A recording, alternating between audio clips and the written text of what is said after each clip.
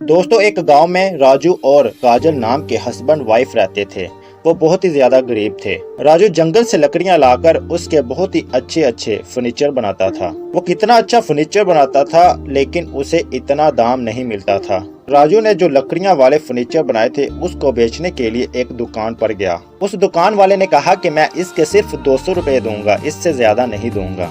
आगे से राजू भी खामोश होकर कहता, ठीक है भाई, दे दो। वो मेहनत तो बहुत करता था, लेकिन उसको इसके पूरे दाम नहीं मिलते थे।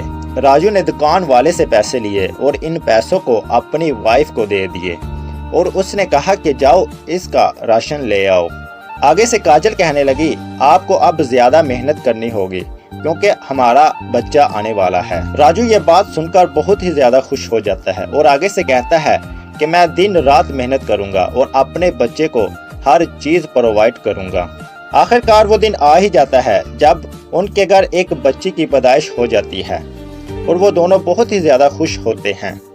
जब कुछ दिनों के बाद वो बच्ची को अपने घर में ले आते हैं तो बच्ची बहुत ही ज्यादा रोने लगती है।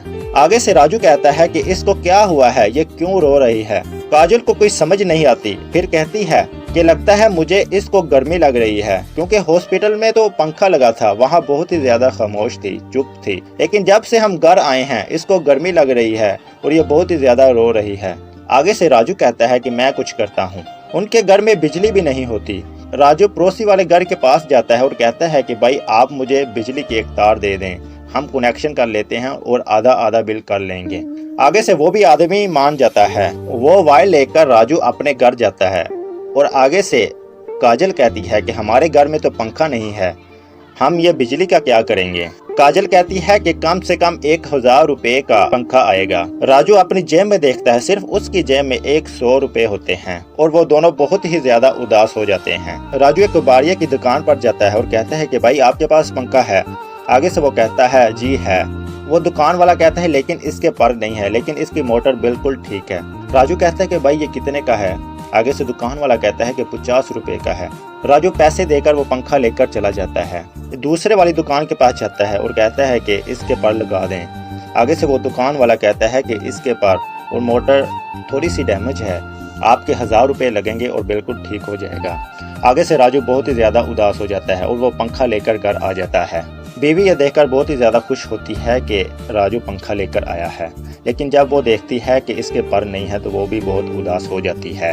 राजू जो के फर्नीचर का काम करता था, उसने उस पंखे के फर्नीचर के पर बना लिए और उसको बिजली से कनेक्ट कर लिया और जब उन्होंने उस पंखे को चलाया तो वो चल पड़ा। अब बच्ची भी बहुत ज्यादा खुश थी, उसे भी गर्मी नहीं लग रही थी। कुछ दिनों के बाद वहाँ एक ऑफिसर आता है और कहता है कि आपके घर ही बच्ची पैदा हुई है। उन्होंने कहा हाँ। और जब ये ऑफिसर घर जाता है और छत की तरफ देखता है तो वहाँ पंखा लगा होता है जिसके पर लकड़ी के थे। उसने राजू से पूछा कि ये क्या है। उसने अपनी सारी कहानी बताई।